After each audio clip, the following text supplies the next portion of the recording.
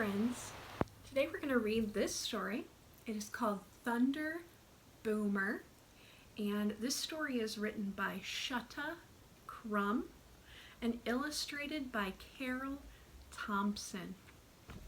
We're going to go ahead and start.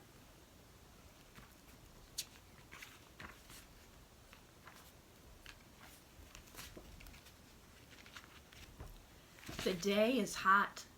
Dad plows, his tractor glinting in the sun. Tom slaps his feet against the surface of the pond. I sprawl in the shade of the chestnut tree. Scooter pants with his tongue hanging out. Mother comes down the path to settle on the dock. I hope this heat breaks soon, she says. We need a thunder boomer.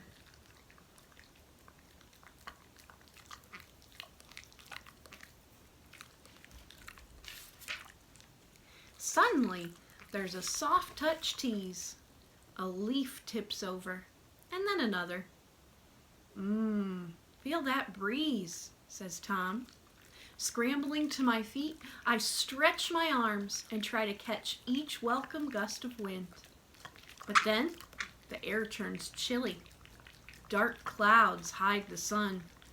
The wind stirs up the pond and rustles through the corn. Mother looks around and says, "It's time to head on back.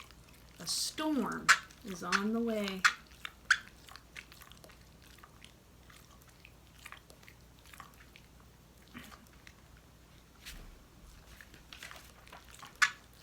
We scurry home across the fields. Dad drives the tractor in and slides the barn door shut. Tom runs and flaps his arms to coop the squawking chickens, while Mother and I race to yank the laundry from the line. Scooter follows. He wants to play. Scooter the dog says, "Ruff, ruff, ruff." Jumping high, he snatches something white. "Stop that, Scooter! Drop it!" I yell. And for once, he listens. "Not you. You don't need to drop it." Then suddenly, a lightning flash, and the wind steals away his prize. "Let it go!" Mother shouts and grabs the laundry basket. Scooter's stealing things from the laundry line. Thunder rumbles all around. We run up on the porch, and Tom and Scooter join us. The last one in is Dad. He bounds across the yard just as the clouds crack open. Then, as if someone's turned a faucet on, the rain comes gushing down and down and down. There's everyone running inside.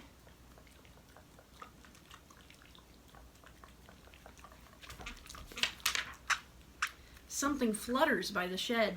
I squint into the rain. It's Maisie, my favorite chicken. She's caught out in the storm. Dad sighs and jams his hat on tight. He dashes into the downpour, jumping over puddles. Scooter barks and tags along. They're off to rescue Maisie. Dad bends to scoop her up. She bonks and pecks him. What's wrong? That's not like her at all.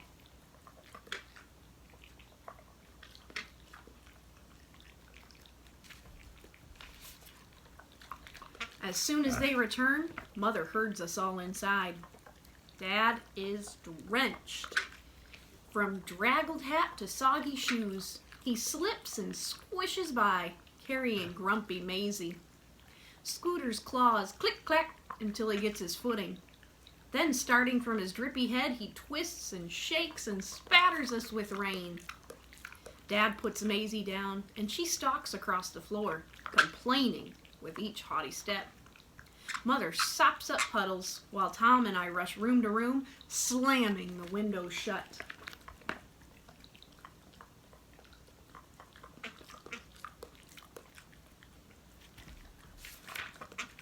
Boom, boom, crack. Rumble, rum, rum.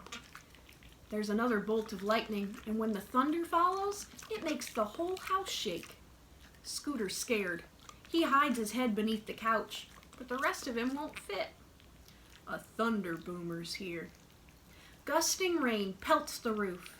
The maple's branches brush and whomp against the walls. Then something white goes whipping past the window, through the air. Dad's underwear!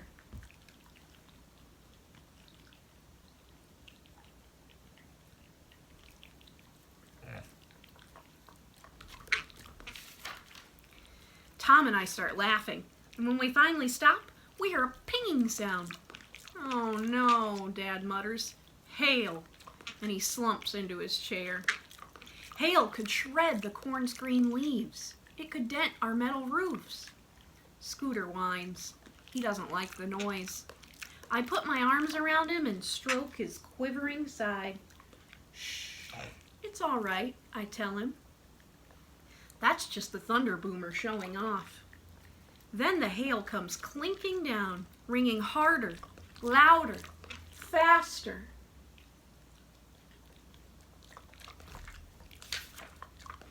Just when I think it will never end, there's a sudden hush. No one speaks. The wind has stopped, and the branches of the maple have finally settled down. The only thing I hear is a single little sound. Ping. Scooter pulls his head out. See, it's over, boy, I say. That mean old storm is gone.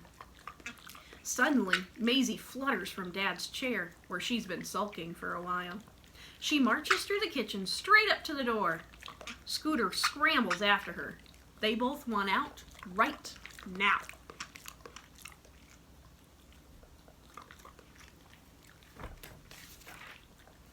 We go outside to a world that's wet and deeply green. The puddles in the yard are full of floating hail and leaves. Our metal roofs are dimpled, just a little bit. And the corn is leaning, but not ruined.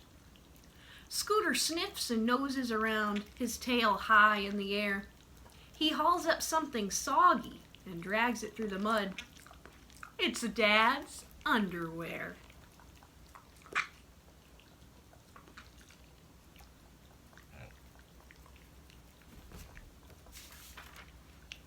Dad chases after Scooter. Hey, come back! Tom and Mom join in, but I am watching Maisie as she clucks around the shed. She peeks and pokes and bobs her head.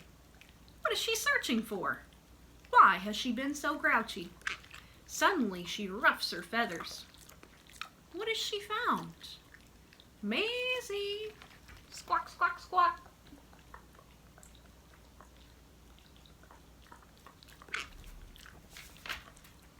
Maisie shelters something small, something wet. I reach beneath her wing. Look, it's a kitten, all soaked and shivery from the storm. I hold him close. I stroke his rain-slicked fur. He licks my thumb and rumbles. Purr, brum, brum, brum, brum. The kitten's purring sounds like a rumbling storm. Well, Dad says, the storm has left us a gift. May we keep him, please? I ask. We could name him Stormy. No, says Tom. He should be Thor, the mighty god of thunder. Mother says, he needs a name. She looks Dad in the eye. Dad shakes his head and sighs. Okay, we'll keep this gift. Just listen to that thunderous purr. And then I say, I know the perfect name. Let's call him Thunder Boomer.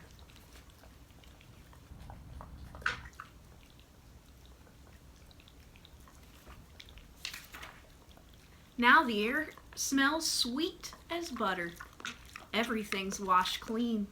The puddles have dried up. The clouds have traveled on. And all I hear are quiet evening sounds. The call of owls beyond the pond, the chuff of toads in Mother's garden, and the low and sleepy rumble of a tired thunder boomer.